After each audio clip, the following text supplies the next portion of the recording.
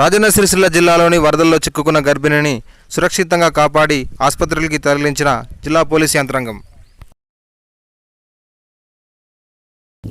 సిరిసిల్లాలో కురిసిన భారీ వర్షాలకు వందల మంది నిరాశ్రయులు అయ్యారు. వరదల వల్ల ఇండ్లు నీట మునగడంతో 146 కుటుంబాలకు పునరావాసం జిల్లా పోలీసులు కల్పించారు.